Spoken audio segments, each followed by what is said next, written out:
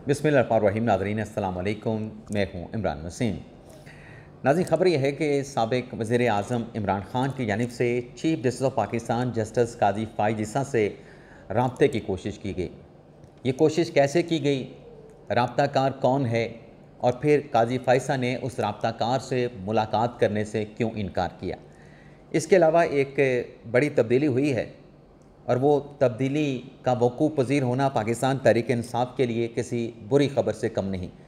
तो ये क्या मामला है, इसकी तफ़सीलात भी प्रोग्राम में आपके साथ हम शेयर करेंगे। इमरान ख़ान से मुलाकात के मामले पर तौहीन अदालत की कार्रवाई का सामना, ये एक अहम ख़बर, इसकी तफ़सीलात भी प्रोग्राम में आगे चल के आपके साथ हम शेयर करने जा रहे हैं। आज़म समाती की जानिब से चीफ जस्टिस काज़ी फ़ाइज़ ईसा के ख़िलाफ़ बड़ी सख्त अल्फाज इस्तेमाल किए गए हैं। उस तरह के सख्त अल्फाज तो नहीं जो रऊफ़ हसन साहब इस्तेमाल करते रहे, लेकिन हद जो है वो आज़म समाती साहब ने भी नहीं छोड़ी है। कुछ दीगर ख़बरें भी हैं जिनकी तफ़सीलात प्रोग्राम में आपके साथ हम शेयर करेंगे, लेकिन प्रोग्राम का आगाज़ करने से पहले आप नाज़रीन से चैनल सब्सक्रिप्शन की दरख्वास्त करेंगे कि जिन दोस्तों की जानिब से अभी तक हमारे चैनल को सब्सक्राइब नहीं किया गया, उनसे दरख्वास्त होगी कि चैनल को सब्सक्राइब कर लें, बेल आइकॉन का बटन प्रेस करें और अगर आपको हमारी वीडियो पसंद आती है तो इसे लाइक भी करें और अपने दोस्तों के साथ शेयर भी करें। पहली खबर नाज़रीन, एक और अफसोसनाक वाक़या पेश आया बलूचिस्तान के इलाके मुसाखेल में, जहाँ पर दहशत गर्दों की जानिब से मुख्तलिफ़ गाड़ियों से, ट्रकों से, कोस्टर से, कोचेस से 23 अफराद को निकाल कर फायरिंग करके कत्ल कर दिया गया। ना सिर्फ उन 23 अफराद को कत्ल किया गया, बल्कि जो 10 गाड़ियों से जिन लोगों को उतारा गया था उन गाड़ियों को भी आग लगा दी गई। इस वाक़े के बाद सिक्योरिटी फोर्सेस की जानिब से इलाके का जो है वो कॉर्डन ऑफ कर लिया गया है, लेकिन वज़ीर आज़म की जानिब से, सदर पाकिस्तान की जानिब से, आर्मी चीफ़ की जानिब से, दीगर आला हुकूमती अहदेदारों की जानिब से इस वाक़े की मज़म्मत भी की गई है, अफसोस का इज़हार भी किया गया है, गम व गुस्से का इज़हार भी किया गया है और जो मुतासरा ख़ानदान हैं उनके साथ ताज़ियत भी की गई है और उन्हें सब्र व जमील की उनके लिए दुआ भी की गई है। लेकिन आज इस वाक़े पर वज़ीर आज़म शहबाज शरीफ साहब ने नोटिस लेके तहकीकात का हुक्म भी दे दिया है। नाज़रीन, इंतहाई अफसोसनाक वाक़या है कि बलूचिस्तान में जाने वाले जो लोग हैं उन्हें गाड़ियों से उतार के कत्ल कर देना, ये बहुत बड़ी दहशत गर्दी है, बहुत बड़ी दहशत गर्दी है और इसको रोकने के लिए सिक्योरिटी जो इदारे हैं, लॉ इन्फोर्समेंट जो एजेंसी हैं, उन्हें कोई हिकमत अमली, कोई प्लान मुरतब करने होंगे, ताकि क्योंकि रियासत की ज़िम्मेदारी है शहरियों की जानो माल का तहफ़्फ़ुज़ करना। तो ये एक अफसोसनाक वाक़या पेश आया है और पूरे मुल्क में ज़ाहिर सी बात है कि इस वाक़े को लेके गम व गुस्सा पाया जाता है और अफसोस का इज़हार किया जा रहा है। इसके अलावा नाज़रीन, जो अगली ख़बर है वो पाकिस्तान तहरीक इंसाफ़ से जुड़ी है। जो शकील ख़ान, जिन्हें सूबाई काबीना से KPK से निकाला गया, उन्होंने ऐलान किया कि KP हुकूमत में करप्शन से मुतल्लिक जो शवाहिद हैं वो पब्लिक करेंगे और मालाकंड में वो जलसा करेंगे अगर इमरान खान साहब ने उनके साथ मंगल के रोज़ मुलाकात ना की।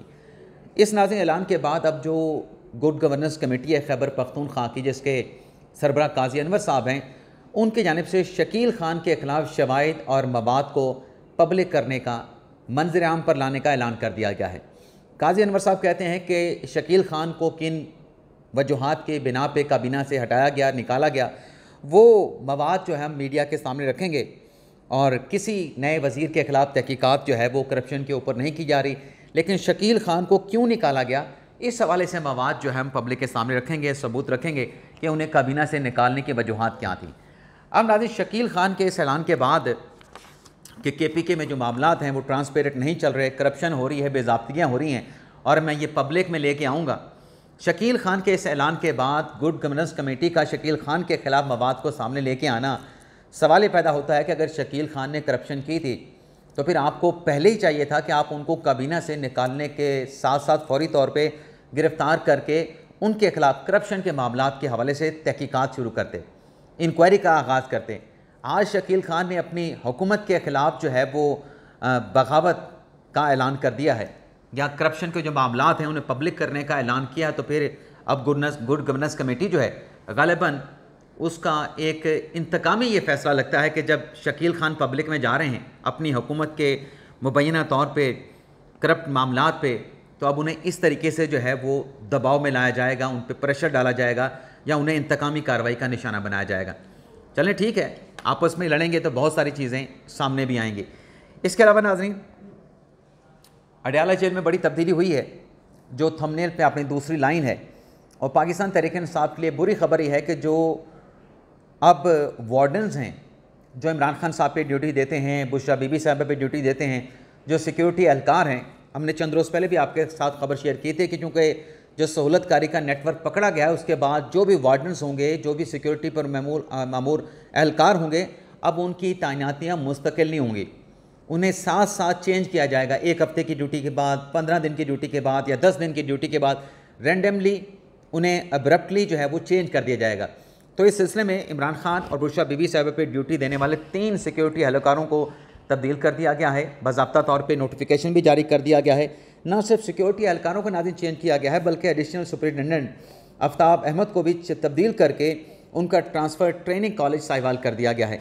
इसी तरीके से खातून डिप्टी सुपरिटेंडेंट समरा जबीं को जो है वो education region office Bahawalpur transfer कर दिया गया है और डिप्टी सुपरिटेंडेंट मज़हर इकबाल असलम को ट्रांसफ़र करके उनका तबादला जो है वो एजुकेशन ऑफिस DG खान जो है उन्हें रिपोर्ट करने का कह दिया गया है। तो ये अब साथ साथ ट्रांसफ़र हो रहे हैं और ये इस बात की तरफ अक्कासी करते हैं कि अब किसी भी वार्डन या सिक्योरिटी एहलकार को या अडयाला जेल के जो हुकाम हैं उनके ऊपर किसी किस्म का ट्रस्ट जो है वो नहीं किया जाएगा। और जैसे जैसे ड्यूटियाँ आगे बढ़ेंगी, उन ड्यूटियाँ देने वाले लोगों को साथ साथ 15 दिन 10 दिन के बाद जो है उनकी ड्यूटियाँ चेंज होती रहेंगी, उनके ट्रांसफ़र होते रहेंगे। ना सिर्फ इन लोगों को चेंज किया गया है, 3 सिक्योरिटी एहलकारों को, 3 अडयाला जेल के आला अफसरान को, बल्कि अडयाला जेल के 7 वार्डन्स भी तब्दील कर दिए गए हैं। तो बड़े लंबे पैमाने पे ये तब्दीली अडयाला जेल में की गई है। इसके अलावा नाजरीन, इमरान खान साहब से जो मुलाकात के मामले पे डिप्टी जो सुपरिटेंडेंट अडयाला जेल हैं, उन्हें इस्लामाबाद हाई कोर्ट की जानिब से 18 जुलाई 2024 को कंटेम्प्ट का नोटिस जारी किया गया था। सिंगल जज की तरफ से, सिंगल बेंच की तरफ से, गालिबन सरदार इजाज़ इसहाक खान की तरफ से नोटिस किया गया था। इस कंटेम्प्ट के नोटिस पे सुपरिटेंडेंट अडयाला जेल ने सुप्रीम कोर्ट से रिजू किया था।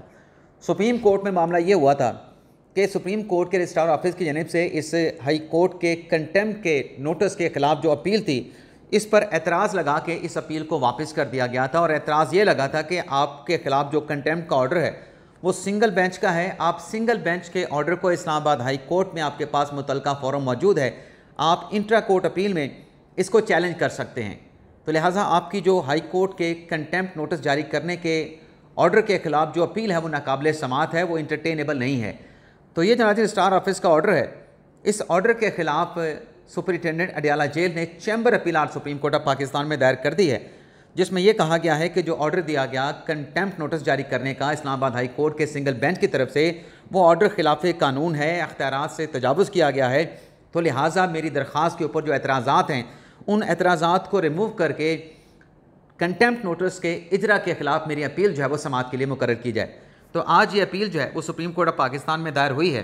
देखते हैं इस चैम्बर अपील के ऊपर फर्दर रजिस्ट्रार ऑफिस की साइट पे क्या डेवलपमेंट होती है। इसके अलावा नाज़रीन, आज तहरीक इंसाफ के रहनुमा आज़म सवाती साहब सुप्रीम कोर्ट ऑफ पाकिस्तान पहुँचे और वो राब्ते के लिए आए थे और उन्होंने खुद इस बात का एतराफ़ किया कि मुझे इमरान खान की जानिब से सुप्रीम कोर्ट ऑफ पाकिस्तान भेजा गया है। किस सिलसिले में आए, तो इस हवाले से आज़म सवाती साहब से जब सवाल किया गया तो उनका कहना यह था कि जो हमने 28 फरवरी को chief election commissioner Sikandar Sultan Raja और इलेक्शन कमीशन के मेंबरान के ख़िलाफ़ जो बरतरफी का रेफरेंस दायर किया था, उस रेफरेंस का क्या बना, वो मालूमात लेने के लिए इमरान खान साहब ने मुझे राब्ता करने के लिए भेजा और मैं रजिस्ट्रार ऑफिस जा रहा हूँ और पता करना चाहता हूँ कि उस रेफरेंस का काजी फैसल साहब ने क्या किया। और आज़म सवाती साहब ने कहा कि मैं वापस आके मीडिया के साथ गुफ्तगू करूँगा। अच्छा, आज़म सवाती साहब गए और सुप्रीम कोर्ट में इस वक्त जो SOPs हैं, आपको रजिस्ट्रार ऑफिस तक जाने की इजाज़त नहीं है। आपने कोई पटिशन फ़ाइल करनी है, आपने कोई अपील फ़ाइल करनी है, आपने कोई आइनी दरख्वास्त दायर करनी है, आपने सुप्रीम कोर्ट बार के ऑफिस में आना है, आपने पाकिस्तान बार काउंसिल के ऑफिस में जाना है, आपने सहाफ़ियों के ऑफिस में आना है, तो उसके स्पेशल कार्ड्स मौजूद हैं, आप उन दफातर में जा सकते हैं। बराह रास्त रजिस्ट्रार ऑफिस में जाने के कोई प्रोविज़न जो है वो मौजूद नहीं और SOPs में कह दिया गया है कि बिला जवाब जो है वो किसी को रजिस्ट्रार ऑफिस तक रसाई नहीं दी जा सकती। अब इसमें जो सुप्रीम जुडिशल काउंसिल में इस किस्म की शिकायत आती हैं, आपको बताते चलें कि प्राइवेट, अब ये प्राइवेट कंप्लेंट है जिसका जिक्र आज़म सवाती साहब कर रहे थे। प्राइवेट कंप्लेंट फाइल करने के बाद वो उसके ऊपर फिर स्टार ऑफिस ने उसकी स्क्रूटनी करनी होती है और फिर चीफ जस्टिस के साथ मामला डिस्कस करना होता है, लेकिन उसके लिए ज़रूरी है कि उस कंप्लेंट में सब्सटेंस भी हो। अब जो रेफरेंस जिसकी आज़म सवाती साहब बात कर रहे थे वो किस बिना के ऊपर दायर किया गया? Chief election commissioner Sikandar Sultan Raja के खिलाफ इलेक्शन में धांधली के इल्ज़ामात पे। इलेक्शन में धांधली के इल्ज़ामात है तो उसका फोरम क्या बनता है? उसका फोरम बनता है इलेक्शन ट्रिब्यूनल, कि जिस हल्के में आपको धांधली का खदशा है कि यहाँ पे धांधली हुई है, आप जीत रहे थे, आपको हरवा दिया गया है, तो आप ट्रिब्यूनल में जाएंगे। अब कानून इंतखाबात में धांधली के इल्ज़ामात के ऊपर चीफ इलेक्शन कमिश्नर या इलेक्शन कमीशन के अरकान के ख़िलाफ़ बरतरफी का रेफरेंस दायर करने की इजाज़त नहीं देता, लेकिन चूँकि एक सियासी बयानिया बनाना है, एक सियासी नैरेटिव पाकिस्तान तहरीक इंसाफ बनाती रहती है, हैबिचुअल है इस हवाले से पाकिस्तान तहरीक इंसाफ, क्योंकि उनकी जो बका है पाकिस्तान के पॉलिटिकल कैनवस पर, जो तहरीक इंसाफ की एग्जिस्टेंस या बका है वो पॉलिटिकल नैरेटिव के साथ है। तो कोई भी नैरेटिव बना के ये इस किस्म का मतलब वो चीज़ें करना शुरू कर देते हैं। तो अब ये जो रेफरेंस है ये अपेरेंटली इसमें कोई मवाद नहीं है chief election commissioner Sikandar Sultan Raja या इलेक्शन कमीशन के अरकान के खिलाफ, क्योंकि धांधली में आपने ट्रिब्यूनल में जाना है। लेकिन बहरहाल आज़म सवाती साहब आए और कोशिश की कि मैं मुलाकात कर सकूं चीफ जस्टिस के साथ या रजिस्ट्रार ऑफिस में रब्ता करके रजिस्ट्रार साहब के साथ मुलाकात करके इस बारे में काजी फैसल साहब से कोई इनपुट ले सकें भी इन रेफरेंसेस का क्या बना। तो मुझे मुलाकात नहीं हो सकी, इस मुलाकात की इजाज़त नहीं दी गई। और ख़ुद जनाब फरमाते हैं आज़म सवाती साहब, ये नाज़रीन सुन लें क्या कहते हैं। आज़म सवाती साहब ने कहा कि मुझे इमरान खान की तरफ से भेजा गया है और मुझे भेजा गया है कि जो रेफरेंस हमने दायर किया था इलेक्शन कमीशन के मेंबरान और चीफ इलेक्शन कमीशन के खिलाफ, उसका क्या बना, कहीं उसे रद्द की टोकरी की नज़र तो नहीं कर दिया गया। तो उन्हें रसाई नहीं दी गई वहाँ तक। और बिल्कुल ये SOPs के मुताबिक है। जब से काजी फैसल साहब आए हैं रजिस्ट्रार ऑफिस में बिला जवाज़ किसी का जो है वो एक्सेस जो है वो ख़त्म कर दी गई है।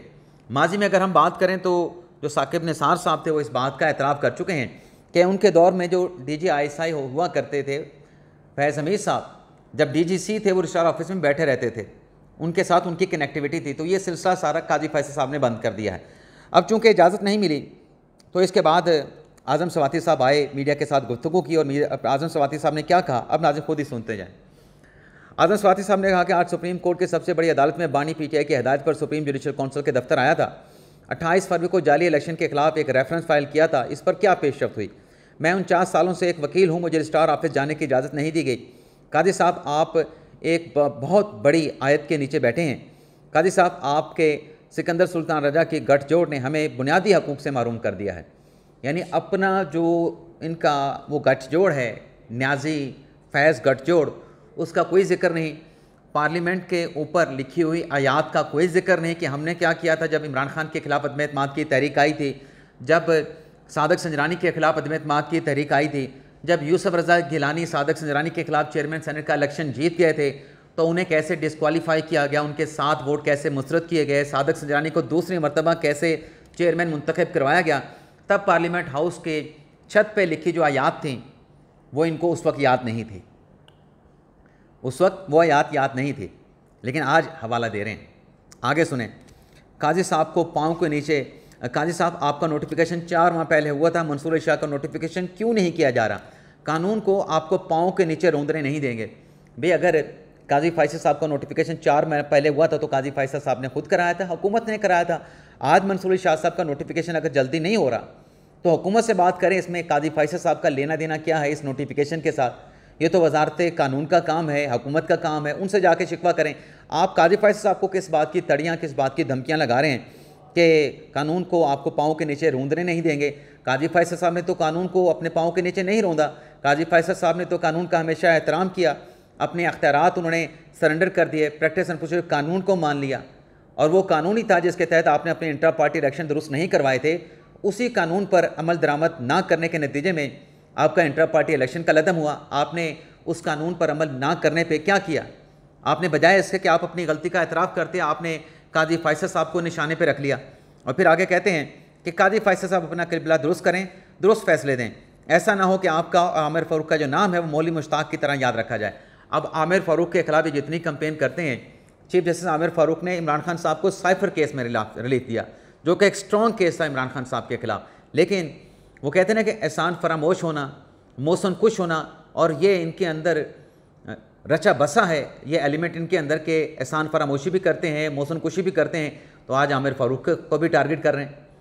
और वैसे मैंने कई मरतबा बात की कि ये बाकी सियासी जमातों के अरकान के खिलाफ तो कंटेम्प्ट की कार्रवाई हो जाती है, ये पीटीआई वालों के खिलाफ क्यों नहीं होती, जो इस किस्म के इल्ज़ाम लगाते हैं, जजेस पे सहूलतकारी का इल्ज़ाम लगाते हैं कि हुकूमत की आप सहूलतकारी करते हैं। और फिर आज़म सवाती साहब कहते हैं कि कादी साहब सबकी उम्मीदें आपसे थीं, कादी साहब आपके फैसले से आइन और कानून की धज्जियाँ उड़ा दी गई। पॉइंट आउट करें कौन सा फैसला कादी फैसला ने आइन और कानून के बरखिलाफ दिया, पॉइंट आउट करें। ये निशानदही नहीं कर सकते जब आइन और कानून पे बात होती है, सियासी बयानियाँ बनाती हैं, सियासी नैरेटिव बनाते हैं। और फिर कहते हैं आगे चल के, सुने नाजरीन, कि अडियाला जेल में बानी पीटीआई से मुलाकात के लिए जिसने भी सहूलत फराहम की वो पाकिस्तान के लिए एक मुस्बत अमल था, ये पाकिस्तान के निज़ाम को बचाने का एक मुस्बत जो है वो स्टेप था। हम इस खुशफहमी में मुब्तला नहीं कि जलसा मनसूख करने से हमें कोई रियायत मिलेगी। हम आइन और कानून की पासदारी चाहते हैं। इमरान खान जेल के सोबतें बर्दाश्त करेगा, हमें कोई रियायत नहीं चाहिए। अब जब ये आइन और कानून की बात करते हैं तो आइन और कानून में क्या इस्टेब्लिशमेंट के साथ बातचीत करने की कोई गुंजाइश मौजूद है? कोई गुंजाइश मौजूद नहीं। तो मुल्क में आप कौन सा आइन चाहते हैं, कौन सी जमहूरियत चाहते हैं, किस कानून की बात करते हैं कि हमने सियासी जमातों के साथ, मुंतखब हुकूमत के साथ तो बातचीत नहीं करनी, हमने पिंडी वालों के साथ करनी है? ये आप अपने इस गर्दान की कि हम तो जमहूरियत, आइन और कानून की जद्दोजहद कर रहे हैं, इसका खुद ही बेड़ा गर्क कर देते हैं। तो एक नाज़रीन ये मामला भी हुआ। इसके अलावा नाजरीन अगर हम बात करें तो आज इस्लामाबाद हाई कोर्ट की जानिब से इंटरनेट में सुस्त रवि की जो दरख्वास्त थी हामिद मीर साहब की, उसके ऊपर आमिर फारूक साहब ने समाअत की है। और IT के जो नुमाइंदा वकील थे उनकी तरफ से तसल्ली बख्श जवाब ना आने पर 3 सितंबर तक तफसीली रिपोर्ट तलब कर ली गई है। IT मिनिस्ट्री के जो मेंबर टेक्निकल हैं उन्हें ज़ाती हैसियत में आइंदा समाअत पे बुला लिया गया है। आमिर फारूक साहब ने कहा कि मुतज़ाद बयानात जो है वो हुकूमती वज़रा की जानिब से और IT और PTI के हुकाम की जानिब से दिए जा रहे हैं, जिस पर कौम कन्फ्यूज़ है। इंटरनेट क्यों स्लो है, इस बारे में कोई हतमी जवाब नहीं आया, जिस पर असिस्टेंट अटॉर्नी जनरल ने कहा कि सबमरीन केबल में खराबी की वजह से इंटरनेट स्लो हुआ। तो जिस पर आमिर फारूक साहब ने कहा क्या सिर्फ हमारी इंटरनेट की केबल ख़राब हुई थी? नौजवानों का रोज़गार मुतासर हो रहा है। इंटरनेट बैंकिंग को आप प्रमोट करना चाहते हैं तो इंटरनेट बैंकिंग कैसे हम यूज़ कर सकेंगे? 10 दिन के आप पिछले हुकूमती बयानात निकाल के देखें, उन बयानात में कितना तज़ाद जो है वो मौजूद है। तो ये 3 सितंबर तक इस केस की समाअत को जो है मुलतवी करते हुए रिपोर्ट जो है वो अदालत की जानिब से तलब कर ली गई है। इसके अलावा नाज़रीन मोनस इलाही का जो शनाख्ती कार्ड है वो नादरा की जानिब से आज जो है वो अदालती हुक्म पर उसको मुअत्तल कर दिया गया है। तो ये नाज़रीन आज का हमारा वीलॉग, आपसे इजाज़त चाहते हैं। अल्लाह ताला हम सब का हामी नासर हो, अपनी दुआ में याद रखिएगा। अल्लाह हाफ़िज़।